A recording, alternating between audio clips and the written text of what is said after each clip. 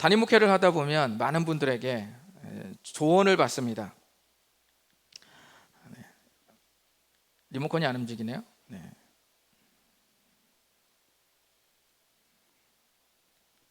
됐습니다. 네.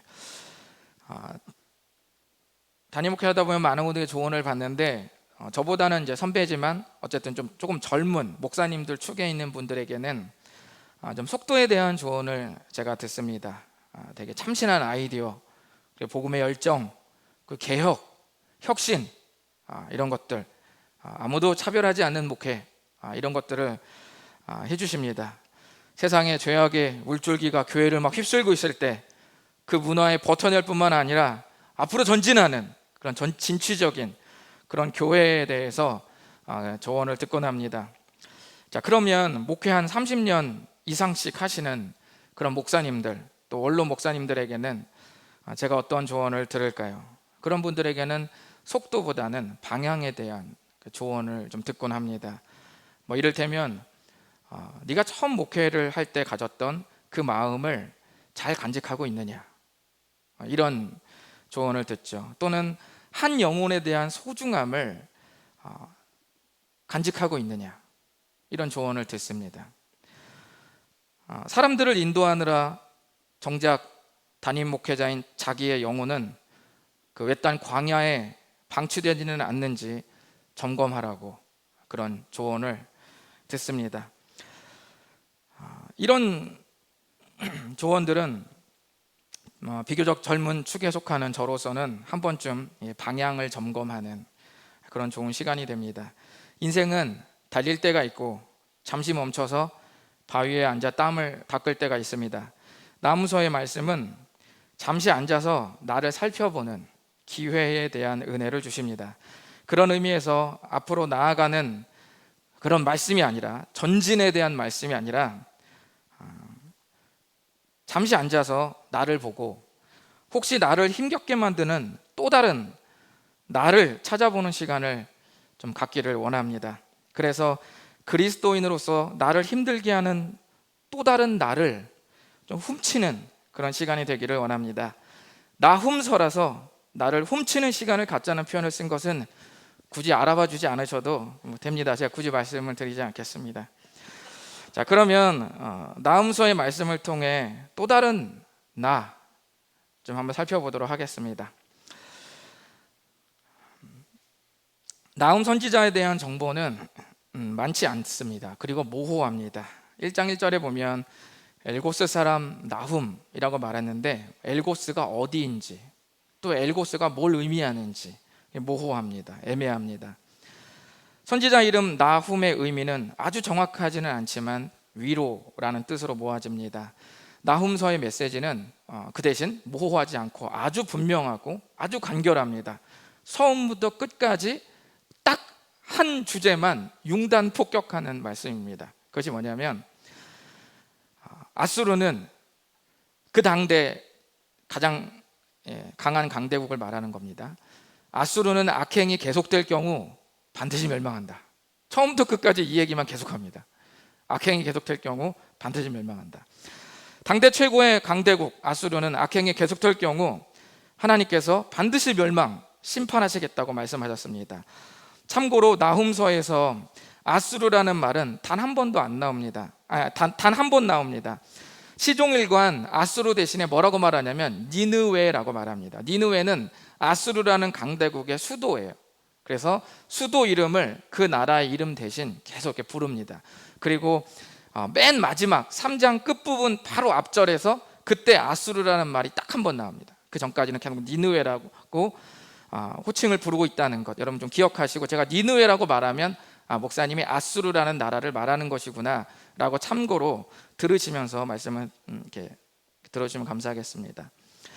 과연 고대에 한 도시가 완전히 초토화된다는 심판의 말씀이 오늘날 나에게 나훔서 그 이름대로 위로를 줄 수 있을지 의아할 수 있지만 위로가 됩니다. 어떻게 하면 어떻게 위로가 되는지 제가 이제 말씀을 통해서 차차 설명해 드리겠습니다. 나훔서가 언제 쓰여졌는지는 비교적 어렵지 않습니다. 나훔서 3장 8절을 보시면 나훔서가 언제 쓰여졌는지 중요한 단서가 있습니다. 제가 사실 시기를 말씀드리는 이유는 그 당시 배경을 여러분 생각하면서 말씀을 들으면 도움이 되기 때문에 말씀을 드리는 겁니다. 이 시기를 알 수 있는 힌트를 주는 3장 8절에 보면 네가 어찌 노아몬보다 낫겠냐 이렇게 말씀하는 장면, 이게 기록이 있는데요.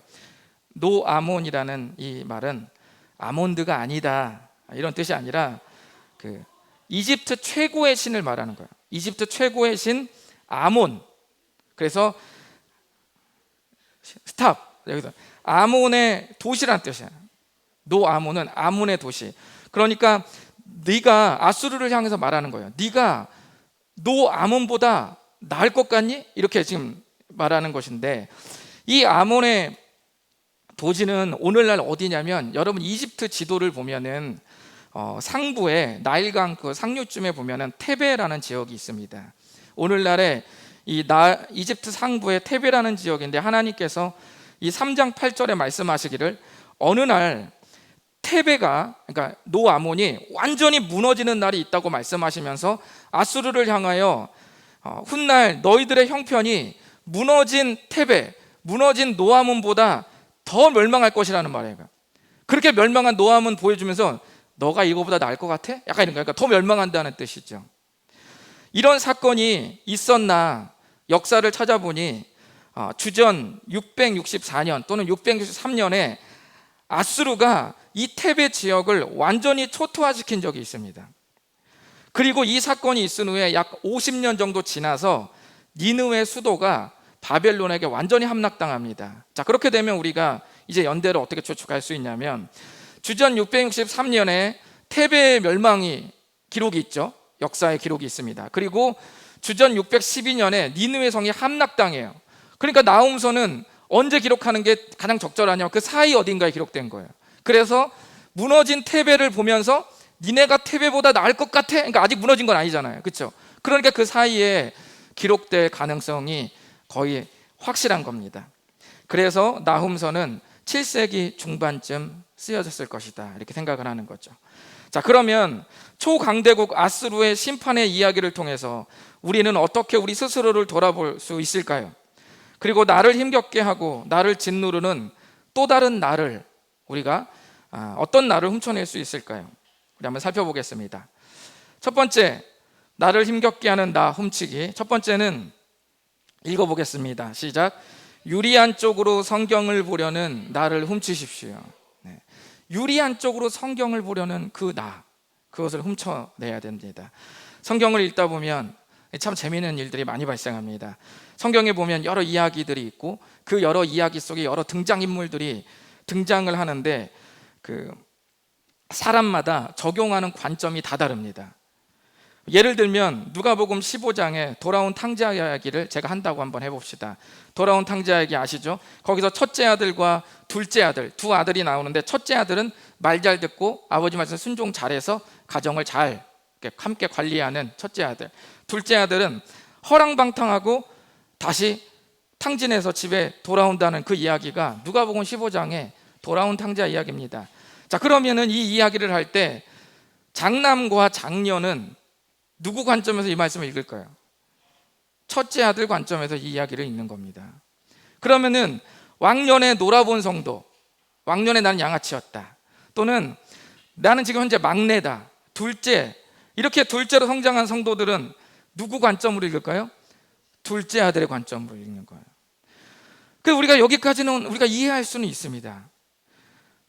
성경을 읽는 사람의 성장 배경과 경험이 있기 때문에 뭐 첫째 아들 관점으로 있든 둘째 아들 관점으로 있든 뭐 여기까지는 이해가 할 수가 있는데, 우리는 그렇게 읽다가도 다시 하나님께서 그 말씀을 주시고자 했던 의도, 거기로 돌아와야죠.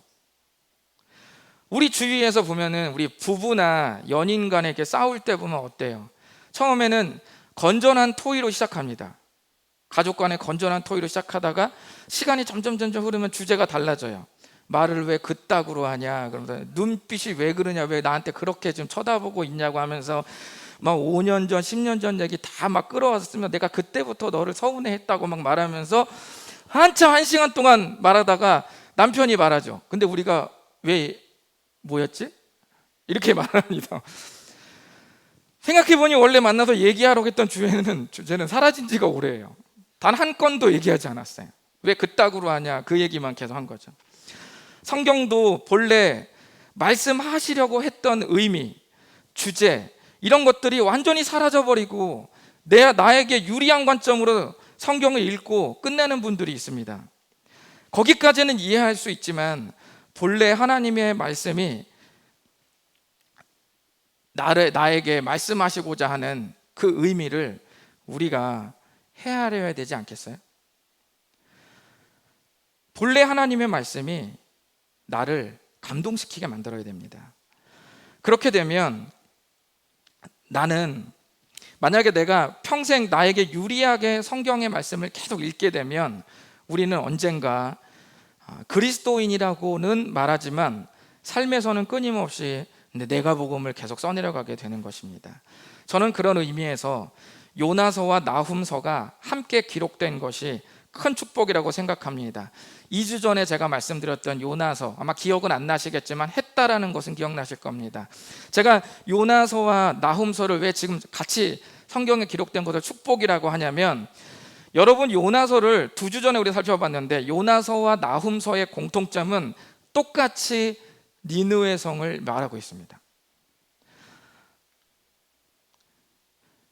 자, 그런가 하면은 큰 차이가 있어요. 공통점은 니느웨를 말하고 있다. 차이점은 요나서에서는 아수르의 수도 니느웨 성을 회개시키고 구원하시는 하나님으로 그 이야기가 계속 이렇게 진행되고요. 나훔서는 악행을 저지르는 이 니느웨 성을 반드시 심판하시는 하나님으로 그렇게 나타납니다.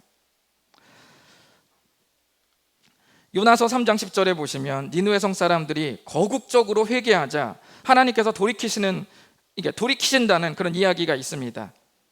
용서해 주시는 거죠. 그런가 하면 나훔서 1장 14절은 또 이렇게 말씀합니다. 14절 읽어보실까요? 시작. 나 여호와가 내게 대하여 명령하였나니 내 이름이 다시는 전파되지 않을 것이라. 내가 내 신들의 집에서 새긴 우상과 부은 우상을 멸절하며 내 무덤을 준비하리니 이는 내가 쓸모없게 되었습니다. 이거 아수르한테 말하는 것이거든요. 새긴 우상, 부은 우상 아시죠? 깎아서 만든 우상, 금속을 녹여서 부어서 만든 우상, 깎아 만든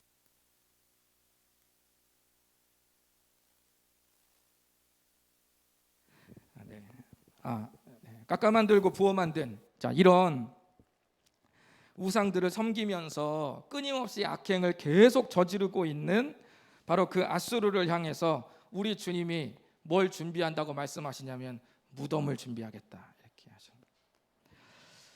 요나서와 달리 나훔서는 철저하게 니느웨가 심판을 피할 수 없을 것이라는 말씀이 주를 이루고 있습니다.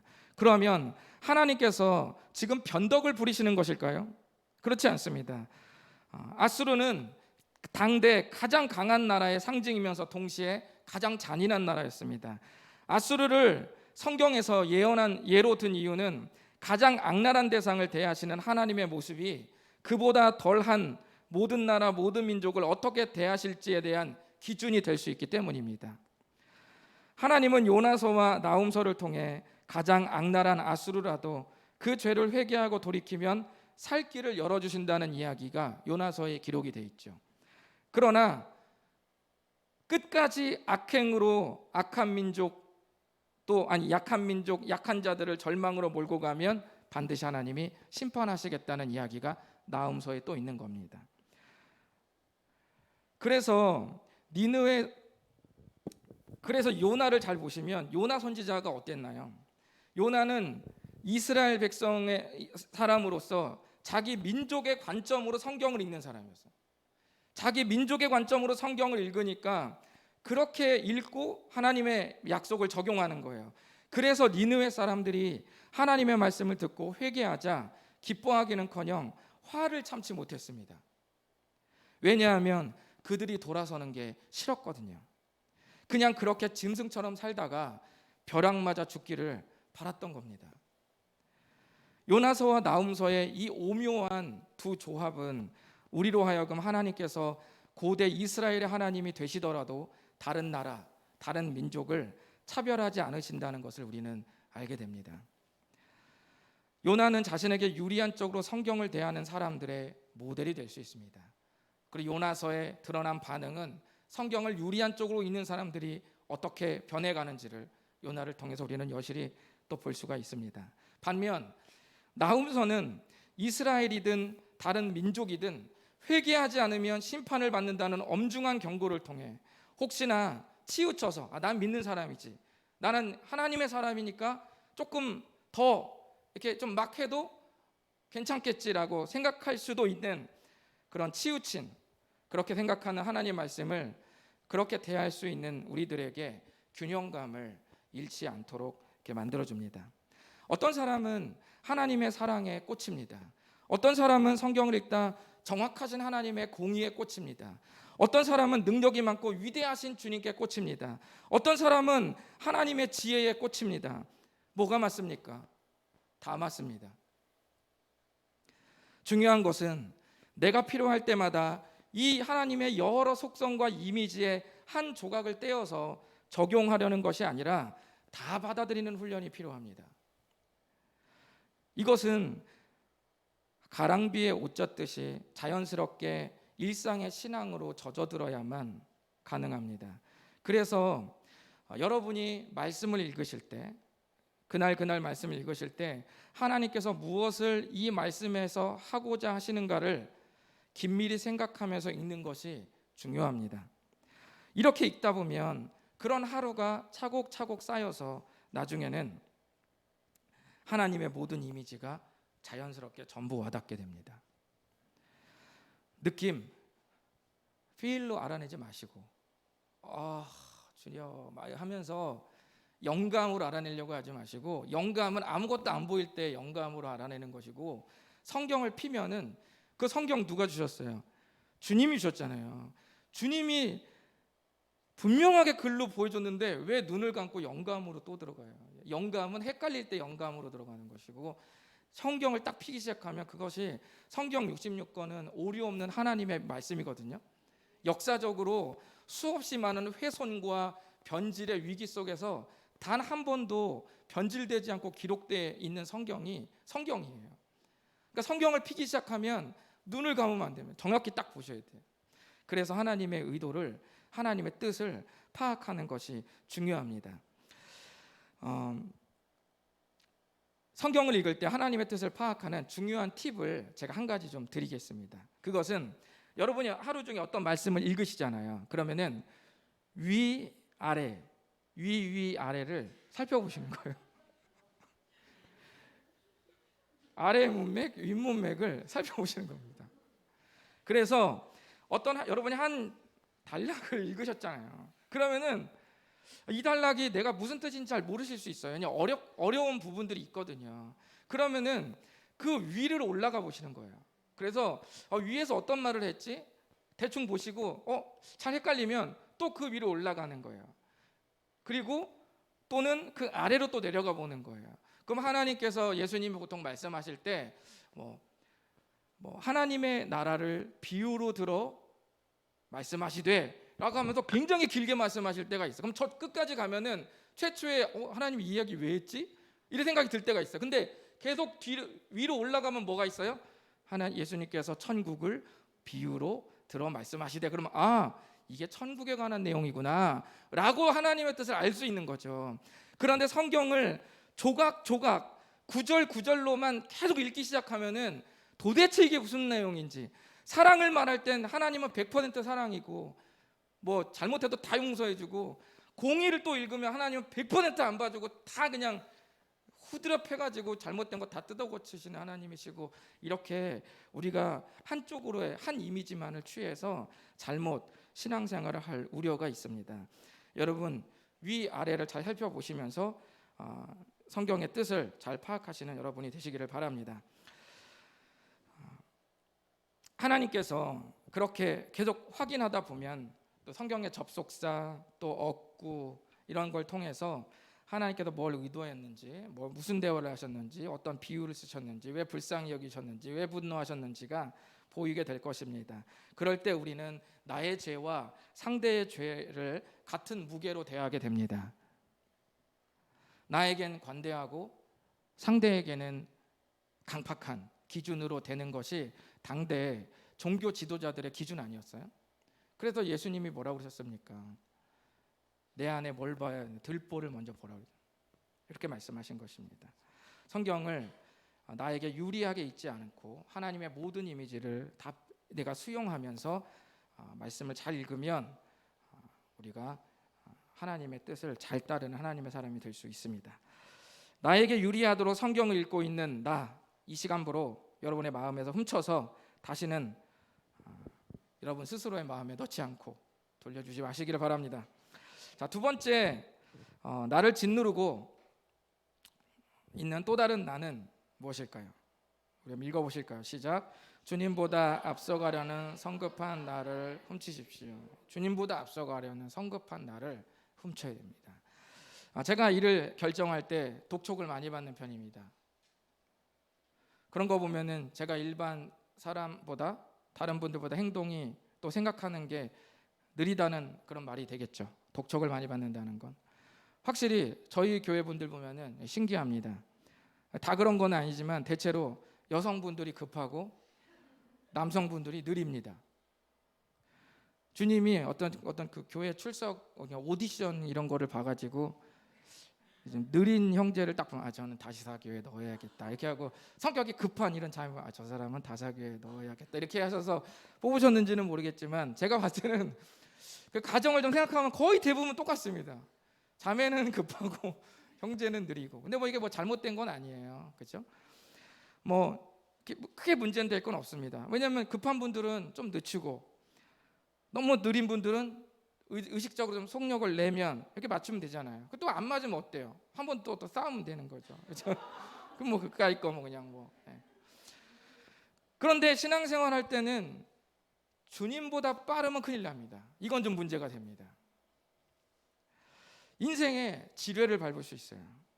이 자리에 주님보다 달리기 빠르신 분들이 이제 꽤나 좀 있으실 겁니다. 마음에 좀 이렇게 뜨끔하면서 아마 오늘 말씀을 들으실 겁니다. 주님보다 빠른 분들은 오늘뿐만 또 현대뿐만 아니라 고대에도 많이 있었습니다. 그래서 하나님은 나훔서에서 아수르의 심판을 기록하는 말씀 초반에 1장 초반에 이 아수르에 대한 심판의 내용을 다 기록하기에 앞선 초반에 아주 중요한 신앙 한 가지를 말씀하셨습니다. 나훔서 1장 2절과 3절 일부를 다 같이 읽어보겠습니다. 네, 얼마 안 되죠? 읽어봅니다. 시작. 여호와는 질투하시며 보복하시는 하나님이시니라. 여호와는 보복하시며 진노하시되 자기를 거스르는 자에게 여호와는 보복하시며 자기를 가는 자에게 진노를 품으시며 여호와는 노하기를 더디하시며 권능이 크시며 벌받을 자를 결코 내버려 두지 아니하시니라. 아멘. 말씀을 보시면 질투하시는 하나님과 보복하시는 하나님이 나옵니다. 우리가 사랑, 은혜, 자비, 긍휼 이런 단어는 하나님께 잘 붙이잖아요. 잘 어울려요.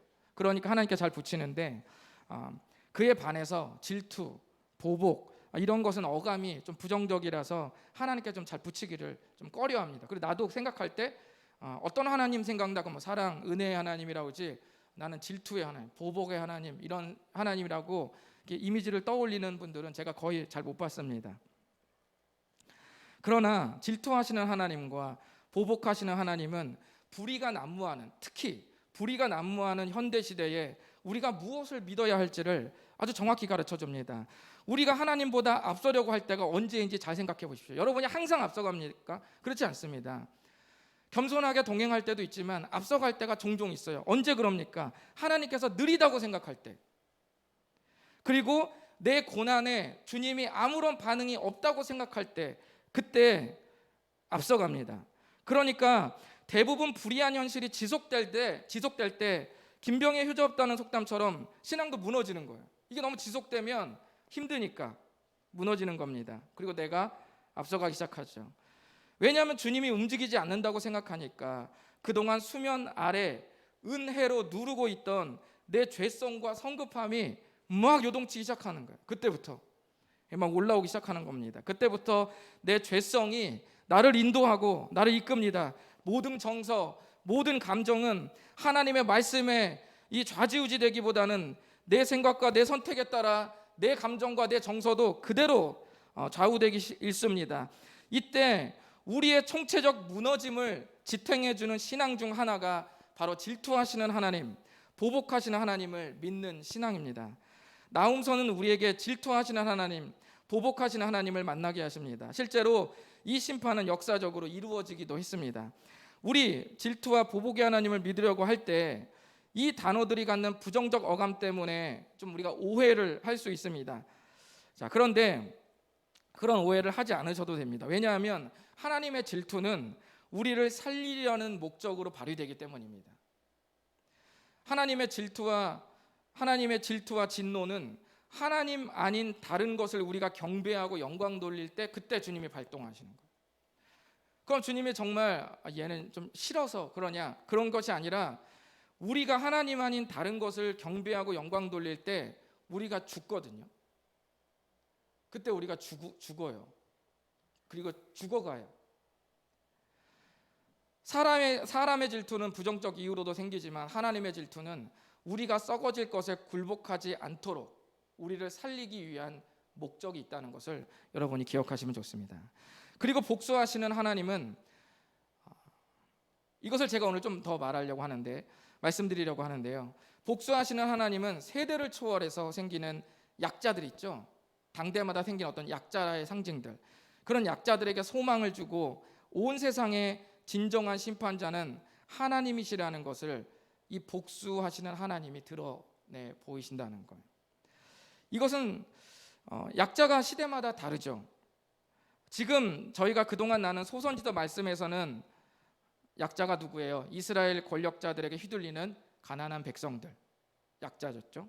그리고 좀 더 스케일을 크게 보면 강대국 아수르에게 지배받는 약소국, 약자일 수 있죠. 또 우리 주변에 매일 직장 상사에게 당하고 있는 나 자신이 약자일 수도 있고, 또 반대로 내가 누군가를 교묘하게 괴롭히고 있다면 그 상대가 또 약자일 수 있죠. 또는 차별을 당하는 여성들이 약자일 수 있고, 부당한 대우를 당하는 비정규직 근로자들이 약자일 수 있습니다. 약자는 시대마다, 상황마다, 신분마다 그때그때 하나님의 공의로우심으로 하지 않아서 절망을 경험하는 모든 사람들일 수 있습니다. 도저히 나 한 사람으로는 이 거대 악을 해결할 수 없을 때 복수하시는 하나님은 비가 오나 눈이 오나 십자가의 길을 우리가 걸을 수 있는 힘을 갖도록 만들어줍니다. 로마서 12장 19절을 한번 읽어보겠습니다. 시작.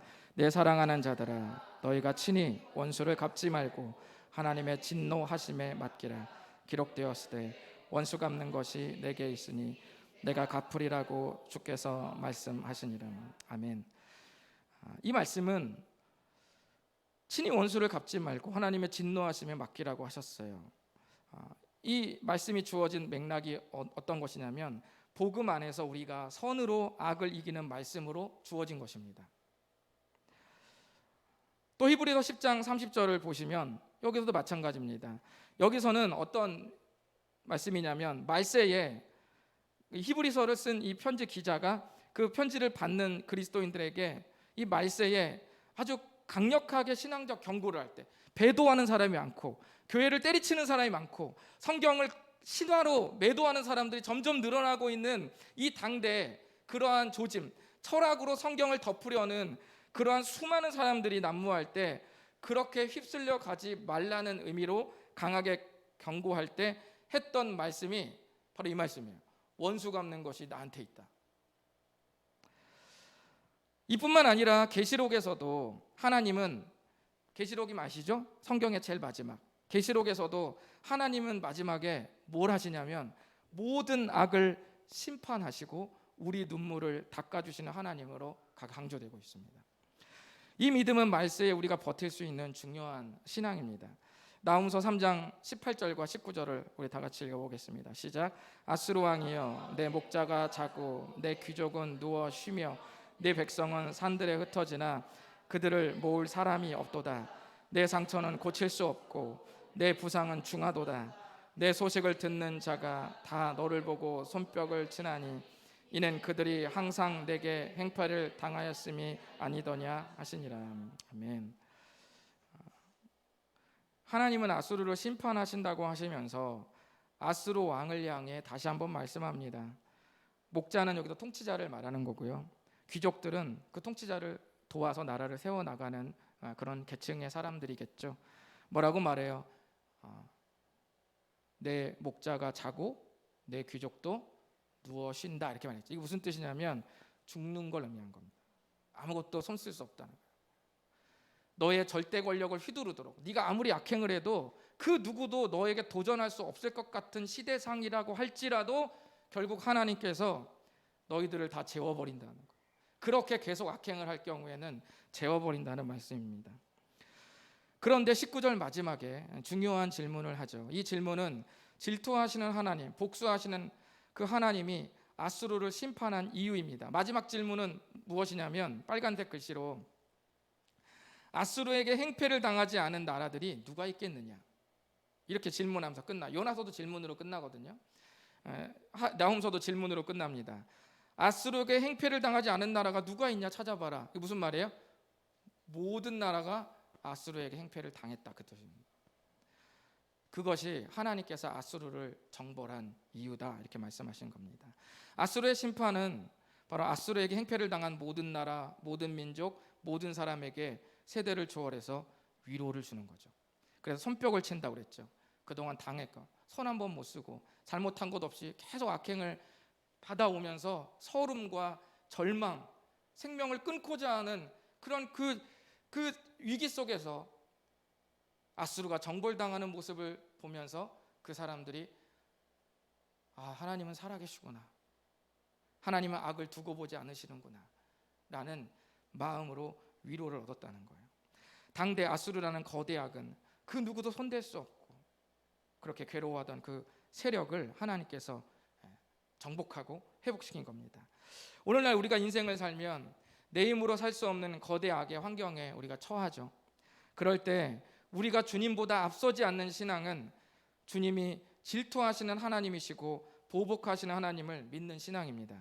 그리고 실제로 이것이 주님이 예언하고 끝낸 것이 아니라 아수르는 하나님께서 예언하신 대로 주전 612년에 바벨론이라는 나라에게 그 수도 니느웨가 실제로 함락이 됐습니다. 그리고 그로부터 3년 후에 609년에 완전히 멸망했습니다.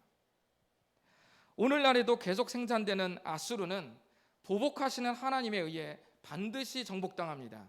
그 누구라도 악을 끊지 않고 계속 괴롭히고 절망을 안겨주는 대상과 존재가 있다면 주님은 반드시 간과하지 않으신다는 것입니다. 그러니 여러분, 주님보다 앞서지 마십시오. 오늘 우리는 나를 힘겹게 만드는 또 다른 나를 훔쳐내자고 제가 말씀을 드렸습니다. 첫째는 성경을 나에게 유리하도록 읽는 나를 훔치자. 두 번째는 주님보다 앞서가려는 성급한 나를 훔치자. 함께 나눴습니다. 오늘날 우리가 믿는 복음을, 제 뒤에 있는 십자가의 은혜를 잘 생각하면 우리가 감당할 수 없는 두 개의 큰 기둥이 있습니다. 그것은 하나는 사랑이고 또 하나는 공의입니다. 사랑은 누구라도 하나님 앞에 엎드리고 나의 죄를 대신해서 죽으신 예수님을 고백하면 그 죄를 용서하시고 사랑하시는 하나님의 변치 않는 헤세드 사랑이 들어 있습니다.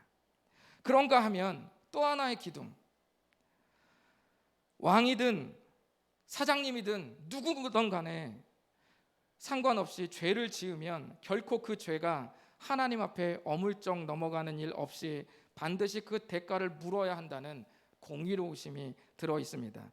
그러므로 오늘날 나훔서의 말씀을 잘 기억하고 복음 안에서 깊이 묵상하면 우리는 현재의 불의함을 이겨낼 수 있습니다.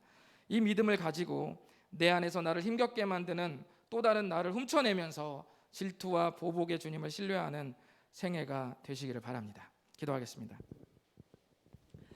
우리 이 시간에 주님 앞에 기도하시면서 한번 점검했으면 좋겠습니다. 나훔서의 말씀을 읽으면서 오늘 실제 내 삶에 아수르와 같은 존재가 있어서 이미 단념하고 마는, 끝났다고 생각하는 우리 그런 상해를 살고 있지는 않은지 한번 생각해 보시고 반드시 보복하시는 그 주님 나타나셔서 우리의 눈물 닦아 주실 줄 믿습니다.